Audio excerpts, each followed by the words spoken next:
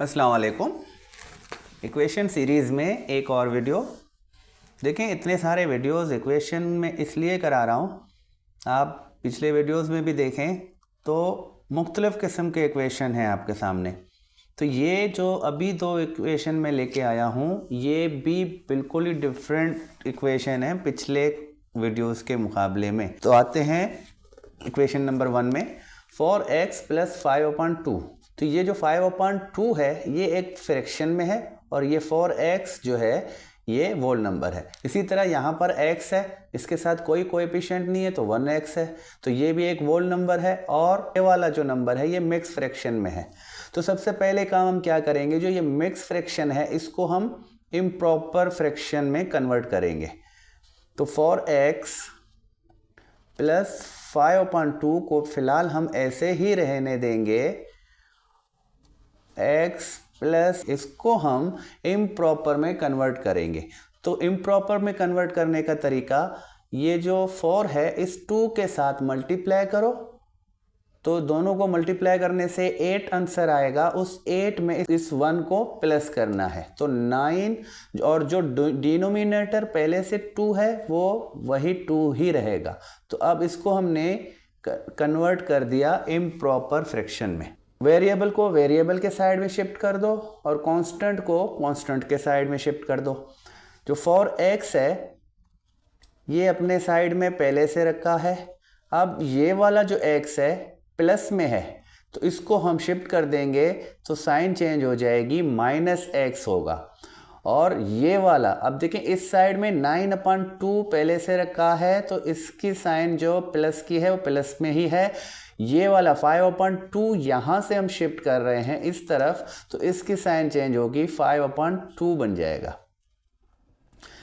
4x से -x निकालते हैं, -x का मतलब है 1x, तो 4x से 1x निकलता है, 3x बकाया बचेंगे।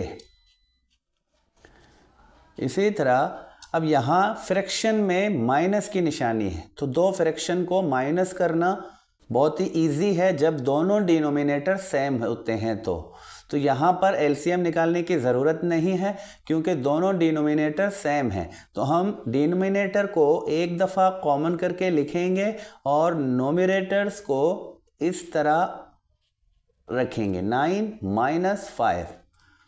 मज़ीद आगे इसको हल कर देंगे, 3x = 9 से 5 निकालते हैं तो 4 बचेगा। तो 4/2 को हम सिंप्लीफाई करें तो 2 के टेबल से हल होगा और 2/1 बचेगा। तो 2/1 अगर फ्रैक्शन में डिनोमिनेटर में 1 आया तो वो हम लिखेंगे नहीं, इनको हल करने से 2/1 होगा। तो इस 1 को डिनोमिनेटर में है इसको हम लिखेंगे ही नहीं, तो हम सिर्फ होल नंबर 2 लिखेंगे। इसकी जो रिजल्ट है वो 2 है। 3x है तो ये दोनों आपस में मल्टीप्लाई है, तो ये 3 को हम अगर शिफ्ट कर दें दूसरे साइड तो इस 2 के साथ ये डिवीजन में चेंज होगा। तो ये x की कीमत हमें मिल गई। तो अगर आप वेरीफाई करना चाहते हैं तो x की ये वाली कीमत यहाँ भी लगा दें, यहाँ भी लगा दें और इसको हलक से हल करें, इसको हलक से हल करें, तो दोनों का रिजल्ट आपको सेम मिलेगा। आते हैं दूसरे वाले इक्वेशन में। अब दूसरे वाले इक्वेशन में देखें ये थोड़ा सा और डिफरेंट तरीका है। इसमें 1/3x, तो 1/3x ये x वाला यहाँ पर फ्रैक्शन में है और ये कांस्टेंट नंबर है। लेकिन दूसरी साइड में हम चलते हैं तो 4x - 1 ये 2 टर्म्स वाला एक्सप्रेशन है और डिवीजन में इसके 5 है। तो यहाँ पर डिवीजन नहीं है लेकिन यहाँ पर डिवीजन है। यहाँ पर ये एक एक्सप्रेशन है 2 टर्म्स वाला, यहाँ पर 2 टर्म्स वाले एक्सप्रेशन के साथ 5 जो है वो डिवाइड है। तो ये जो 5 डिवाइड है यहाँ पर हम सबसे पहले ये डिवीजन वाला मसला हल करेंगे। इस 5 को शिफ्ट करेंगे इस साइड, तो जो यहाँ पर डिवीजन में है तो ये इस साइड में शिफ्ट होगा तो ये मल्टीप्लिकेशन में आएगा इस एक्सप्रेशन के साथ। तो हम पहले 5 लिखेंगे फिर ब्रैकेट देकर इस एक्सप्रेशन को लिखेंगे, 1/3x + 4। अब इस पूरे एक्सप्रेशन के साथ ये 5 जो है मल्टीप्लाई है यहाँ पर डिवीजन था इस एक्सप्रेशन के साथ, तो इस तरफ शिफ्ट करने से साइन चेंज कर दी हमने। 4x - 1। अब यहाँ पर ये जो 5 है इस एक्सप्रेशन के साथ किस तरह मल्टीप्लाई है ये याद रखना है। देखिए यहाँ पर 5 और यहाँ पर 1/3x, तो 1/3x का मतलब 1/3 मल्टीप्लाई x है। तो ये मल्टीप्लाई है तो इसके डिनोमिनेटर में कोई नहीं है तो 1 है। तो अगर मैं इसको x और 1 को मल्टीप्लाई करूं तो x और 3 को 1 के साथ मल्टीप्लाई करूं तो 3। तो ये वाला जो नंबर है 1/3x, इसको मैं x/3 भी लिख सकता हूं। तो x/3 लिखूं और ये जो 5 है ये भी मल्टीप्लाई है इसके साथ, तो 5 को भी इस तरह लिखते हैं अगर फ्रैक्शन में मैं लिखूं तो फ्रैक्शन में अगर इसको लिखूं तो ये 5 जो है ये सिर्फ इस x के साथ मल्टीप्लाई है और ये जो 1 है ये इस 3 के साथ मल्टीप्लाई है। तो 5x/3, तो इसका जो रिजल्ट आएगा 5x/3 आएगा। 5 को मैं 1/3x के साथ मल्टीप्लाई करूं तो रिजल्ट आएगा 5x/3। तो यहाँ पर मैंने इसको समझाकर आपको बता दी है कि किस तरह ये 5x/3 होगा। तो 5 और 4 मल्टीप्लाई होते हैं 20। ये वाला साइड अभी ऐसे ही रहने देते हैं। अब ये फ्रैक्शन है सिर्फ, तो लेकिन ये वाला 3 जिस तरह यहाँ पर हमने 5 को शिफ्ट कर दिया इस पूरे एक्सप्रेशन के साथ लगा दिया। 5 इस पूरे एक्सप्रेशन के साथ डिवाइड था, लेकिन ये जो 3 है ये सिर्फ इस नंबर के साथ डिवाइड है, एक्सप्रेशन के साथ नहीं है। दोनों नंबरों के नीचे होता डिनोमिनेटर में, तो इसको हम दूसरी साइड शिफ्ट कर सकते थे, लेकिन ये सिर्फ इसके साथ है तो ये 3 इस तरफ शिफ्ट नहीं होगा, इस तरफ हम इसको शिफ्ट नहीं कर सकते। अब हम क्या करेंगे, तो जो वेरिएबल वाला है वेरिएबल को वेरिएबल वाले के साथ मिलाएंगे और कांस्टेंट वाले को कांस्टेंट वाले के साथ मिलाएंगे। तो जो 5x/3 है ये अपने साइड में है और जो प्लस का 4x है इसको मैं इस साइड पे लेके आता हूं तो माइनस का 4x होगा, और ये जो -1 है ये अपने साइड में पहले से है और +20 को मैं इधर लेके आता हूं तो ये -20 होगा। अब देखें 5x/3 - 4x, तो ये फ्रैक्शन है।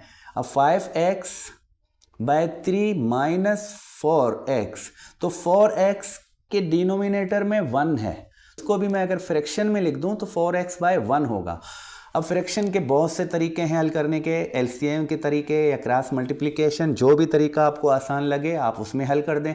मैं यहाँ पर क्लास मल्टीप्लिकेशन में आपको समझाता हूँ। क्रॉस मल्टीप्लिकेशन में क्या होगा, तो ये 5x है, इसको इस 1 के साथ मल्टीप्लाई करेंगे तो आंसर आएगा 5x।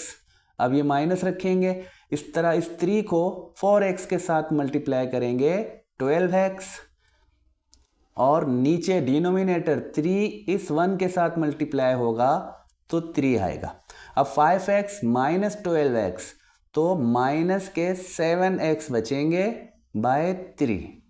तो ये तरीका है दो अलजेब्रिक फ्रैक्शन को सिंप्लीफाई करने का या माइनस करने का। तो आंसर आता है हमारा -7x/3। तो ये इस साइड को हमने हल कर दिया, और यहाँ देखें -1 है और -20 है, दोनों नंबर जो हैं वो माइनस के हैं, तो आंसर होगा -21। दोनों माइनस के नंबर थे तो दोनों को हमने जमा करके माइनस की निशानी दी है। अब यहाँ पर भी माइनस है तो ये जो फ्रैक्शन है ये भी माइनस में है और ये -21 है। अब देखें, अब इस 3 को हम उधर इस साइड शिफ्ट कर सकते हैं। अब ये नहीं है यहाँ पर, अगर ऐसा कोई नंबर फ्रैक्शन के साथ लगा होगा तो हम इस 3 को उधर शिफ्ट नहीं कर सकते, लेकिन अब यहाँ पर ये एक फ्रैक्शन है जो इस 7x के साथ 3 डिवाइड है, तो ये 3 अब इस तरफ शिफ्ट होगा, इसकी साइन चेंज होगी, तो -7x को हम यहीं रखेंगे, -20 के साथ ये वाला 3 मल्टीप्लाई में चेंज होगा, -7x यहीं पर रखेंगे और -21 को 3 से मल्टीप्लाई करें तो -63 बन जाएंगे। अब यहाँ पर 7x माइनस का 7 जो है x के साथ मल्टीप्लाई है, तो माइनस का 7 हम शिफ्ट करेंगे इस तरफ तो ये डिवीजन में आएगा। अब यहाँ पर एक बात याद रखें, अक्सर बच्चे जो है इस -7 को इस तरफ ले जाते हैं तो इसके साइन को चेंज करते हैं, लेकिन यहाँ पर इसका साइन प्लस में नहीं होगा।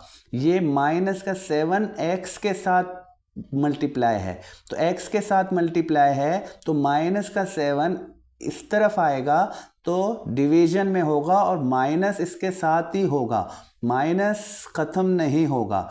x को यहीं रखेंगे, -63 डिवाइडेड -7, तो ये माइनस यहाँ पर इसके साथ आएगा। सिर्फ माइनस का नंबर होगा, सिर्फ माइनस, जैसे यहाँ सिर्फ प्लस का नंबर था तो यहाँ पर आ गया माइनस का हो गया। जैसे ये प्लस का 20 था, ये इस तरफ माइनस के 20 में आ गया, लेकिन यहाँ पर ये प्लस में रखा था। अब ये माइनस का 7x के साथ मल्टीप्लाई में है, तो ये माइनस का 7 डिवीजन में हम लेके जाएंगे दूसरी साइड, तो इसके माइनस को इसके साथ ही ले जाएंगे। अब माइनस माइनस से ख़त्म और 7 का टेबल इसको 1 टाइम और यहाँ पर 9 टाइम, तो x is equal to 9 plus का 9, क्योंकि ये माइनस इस माइनस के साथ ख़त्म हो जाता है और 7 का टेबल इसको सिंप्लीफाई कर रहा है, इसको 1 टाइम और इसको 9 टाइम, तो 9/1, तो 1 डिनोमिनेटर में हो या ना हो हम उसको नहीं लिखते, तो x इज इक्वल टू 9। अब यही काम अगर हम यहाँ पर 9 रखेंगे, इसको हल करेंगे और यहाँ पर 9 रखेंगे x की जगह, इसको हल करेंगे, तो दोनों का रिजल्ट जो होगा वो सेम होगा। आप वेरीफाई करके देख सकते हैं। तो उम्मीद है ये वीडियो भी आपको अच्छा लगा होगा। नेक्स्ट वीडियो तक खुदा हाफिज़।